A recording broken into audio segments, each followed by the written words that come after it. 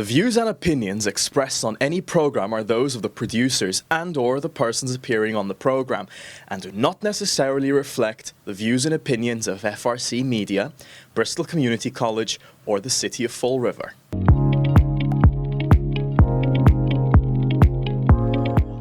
Thank you for joining us on a Wednesday here at FRC Media. And last week, we resumed our weekly conversations with Mayor Paul Coogan, something that we've been doing since the onset of COVID.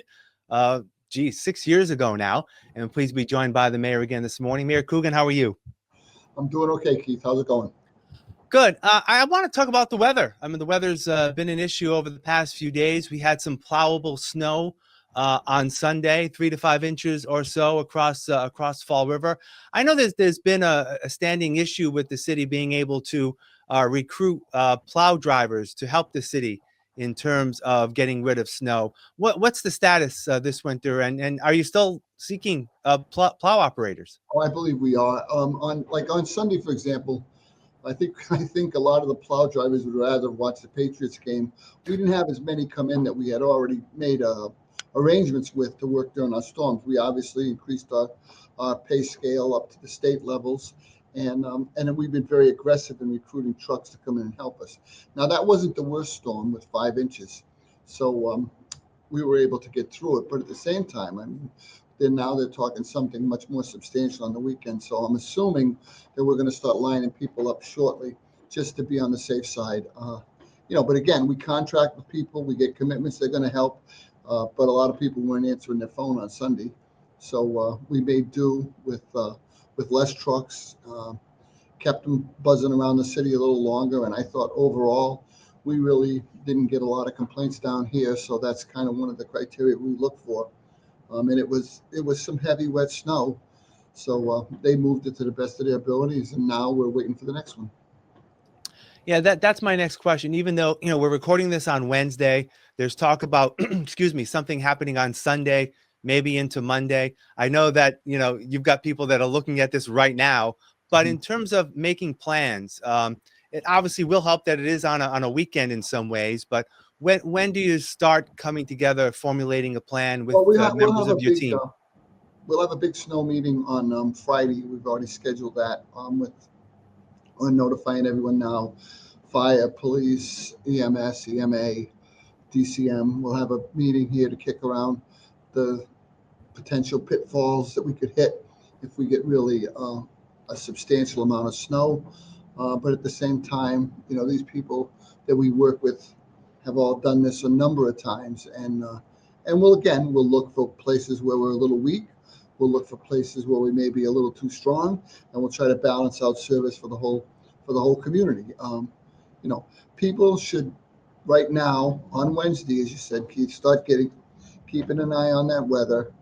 Start making plans for where they're going to park their car, what they need to pick up. Because again, as you said, if this storm, as bad as it is, gives us a break, or as bad as they're saying, gives us a break and comes in on a Sunday afternoon, we just need people to stay off the roads, park on the correct side for the parking bans, and let the people go to work that are going to clear this city up so we can all get back to work hopefully on Monday. It's just something we have to keep our eye on.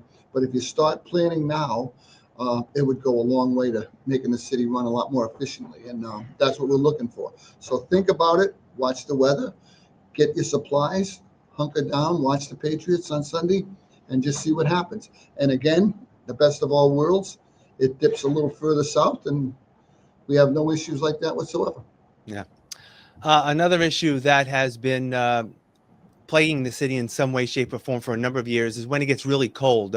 Again, we're recording on Wednesday. Last night, Tuesday night, was a bitterly cold night.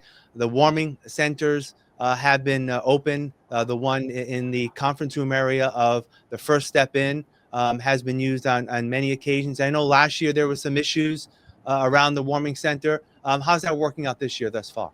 Well, I didn't get the count from last night yet, but on Monday night we had 30 people in there. Again, getting them off the streets, getting them a meal, getting them into someplace warm. I think again we'll be open. Our arrangement is when it dips below 20, so that's what we look at. We watch the weather. I'm not sure we're going to be open tonight because it looks like it's going to jump up. The night's going to get warmer if we go and maybe get some rain. So it might not be open tonight. But again, we accommodate them with food, a place to sleep. They can get up to the YMCA if they need to take a shower, which is a block away. So we provide a lot of services for people that need help and need support, and it's always a struggle, Keith, because when you talk to them, I mean, we were working with someone the other day. They were evicted. You get an eviction on your record, no one wants to rent to you. You go down and you act up in a homeless shelter, they don't want you there. And this is a real live scenario. So you act up in a homeless shelter, they don't want you. We put them in a motel, they act up there, they don't want you. So where do they go? What people, oh, you got to do something. Do what? If people don't want them, and you can't, when you call up and say, I'm sending Keith Tebow or I'm sending Paul Coogan, and you and I have a black X next to our name, I don't know what you do. I do not know what you do. And it's a tremendous struggle. And it's one of the cases we hit this week. You just, people are like, well, you got to do this, you got to do that. Okay, but if people cannot conduct themselves in a way simply to get help, conduct yourself in a way that will allow you to be helped, then what do you do? And believe it or not, those cases come and you're like, what in God's name do I do with this one? And, we'll try to call a motel. No, we're not taking them. I don't know what you do. It really turns into a struggle. And sometimes they end up staying in their car or they find a friend. But at the same time, you are very restricted on any answers you can give them. Yeah. Has Stepping Stone been a partner, a better partner this year? I remember last year there was some issues. Yeah, I would say they have. Again, they work with us on the conference room as the overflow shelter. I've obviously been down there a few times, and it looks like it's working out great. So we support them. We're trying to keep an eye on it, make sure, nothing gets damaged, nobody gets too carried away. But at the same time, this is a very challenging population, and it seems like our arrangement this year with Stepping Stone has been working out great. And also around this time of the year, end of January, early February, there's the point in time count, which is held every winter in terms of trying to get an assessment of the number of homeless in Fall River. Do you know when that's going to be taking place? No, I do not. I can find out, obviously. Yeah. I know Nikki and Stephanie Perry and some of the people that are outreach advocates all coordinated, but I don't have the date in front of me. I'm sorry. Yeah, no worries. And finally this week, I want to get your recollections of a Fall River legend who passed away over the weekend. Tom Skip Karam was a longtime Durfee basketball coach.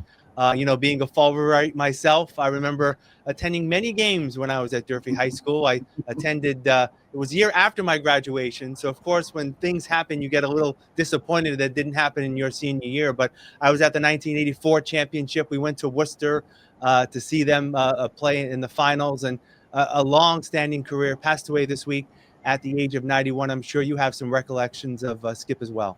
Yeah, it's funny because we were talking about the other day.